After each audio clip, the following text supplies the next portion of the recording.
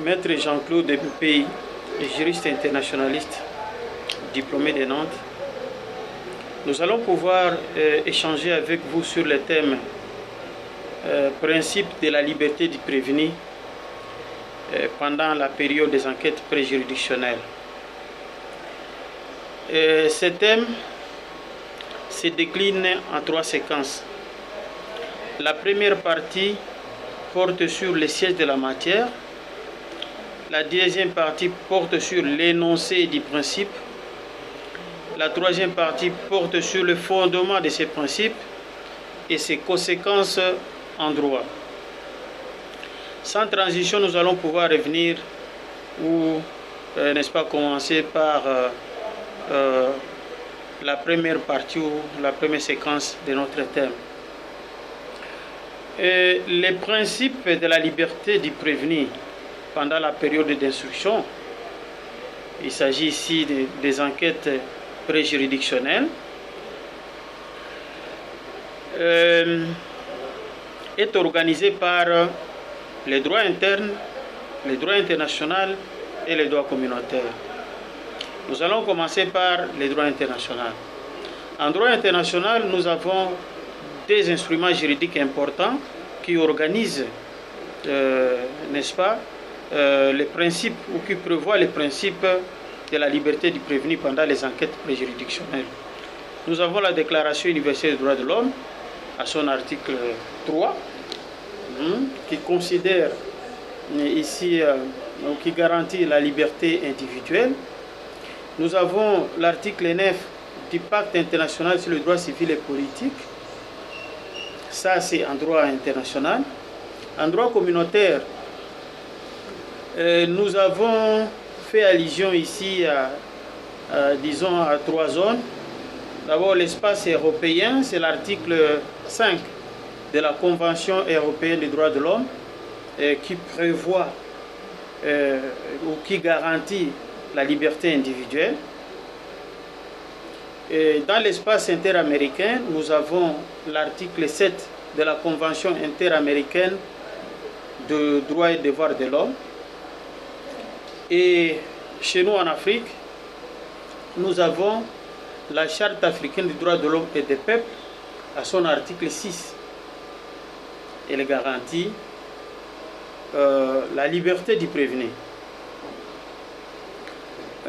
En droit interne, nous avons l'article 17, alinéa 1er de notre Constitution, qui garantit la liberté individuelle et qui considère que le placement en détention provisoire doit être une mesure exceptionnelle et non ordinaire. Nous avons aussi l'article 28, alinéa 1er de notre Code de procédure pénale, qui prévoit aussi la même chose. Alors, quel est l'énoncé du principe? Nous avons le principe est posé par l'article 17 de notre Constitution, donc la Constitution du 26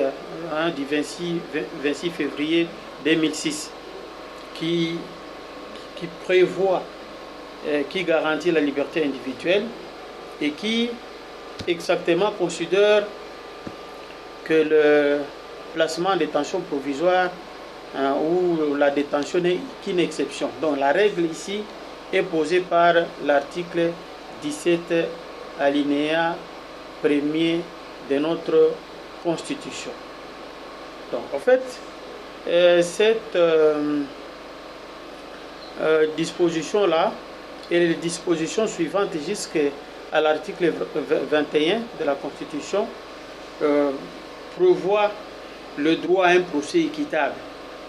Mais en réalité, nous avons constaté que les constituants voulaient plus protéger le droit à la liberté, parce que c'est le droit qui est organisé par le premier alinéa.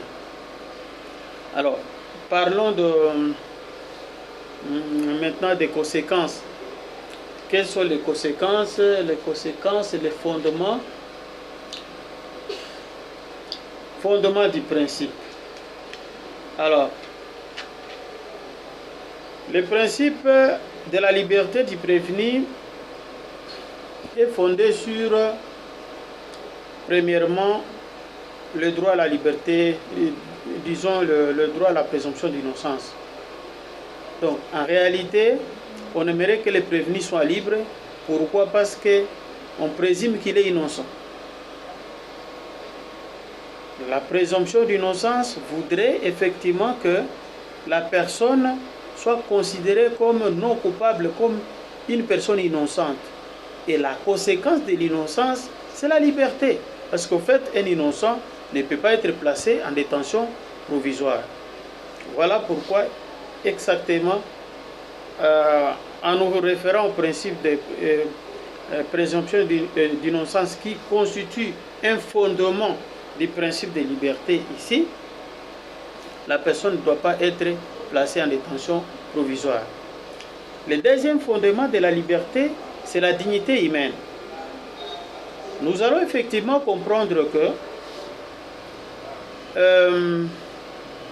la défense sociale, le pouvoir qui est accordé à l'organe de la loi, au ministère public, comme avocat de la société, de pouvoir rechercher les infractions, réunir les preuves et déférer, n'est-ce pas, devant les juges, les présumés coupables, ce devoir-là n'est pas en soi, devoir ou droit, ce n'est pas un droit illimité. Quelque part, c'est un droit borné. On a constaté que les magistrats abusaient de ce droit-là. Alors, sur le plan philosophique, le courant libéral, le courant qui aimerait qu'on puisse mettre l'homme au centre du droit. Je rappelle ici que, en réalité, en droit international, l'homme, l'individu, la personne humaine n'était pas un sujet du droit international. Mais avec les courants humanistes, avec les courants sociaux, avec la vision anthropocentrique, l'homme est maintenant au centre de l'univers. Contrairement à ce que nous avons appris, que la Terre était au centre, maintenant c'est l'homme qui est au centre même du droit international. Alors avec ces courants, on aimerait concilier des choses. D'une part, la défense de la société, mais d'autre part, la protection de la personne humaine.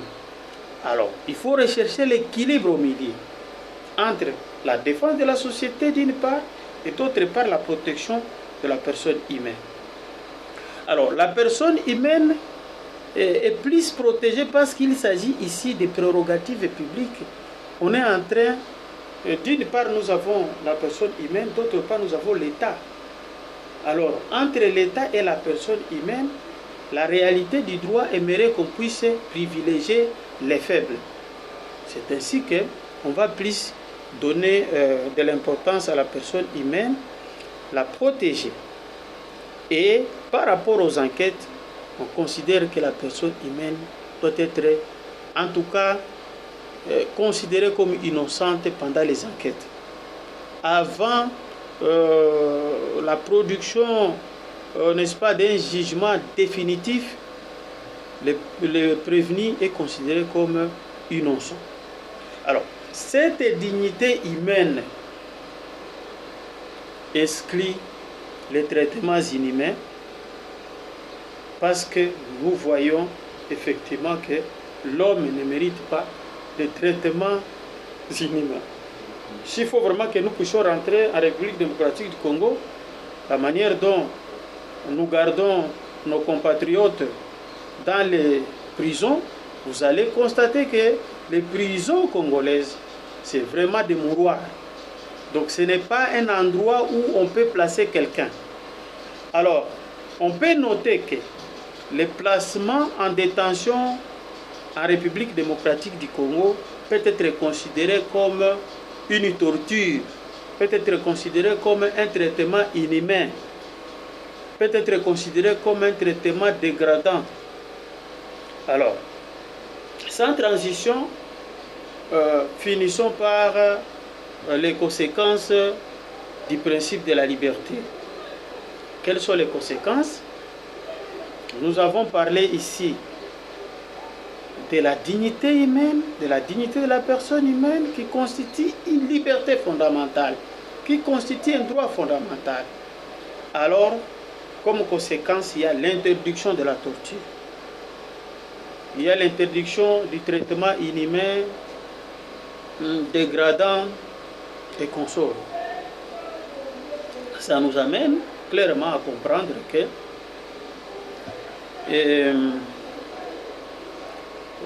le placement en détention provisoire ne doit pas être la règle, ça doit être l'exception. On ne sait pas imaginer pour des enquêtes comme celles qui sont en cours chez nous, en République démocratique du Congo, que le ministère public privilégie le placement en détention provisoire pour des hauts responsables publics. Les chefs d'entreprise, les directeurs des cabinets du président de la République.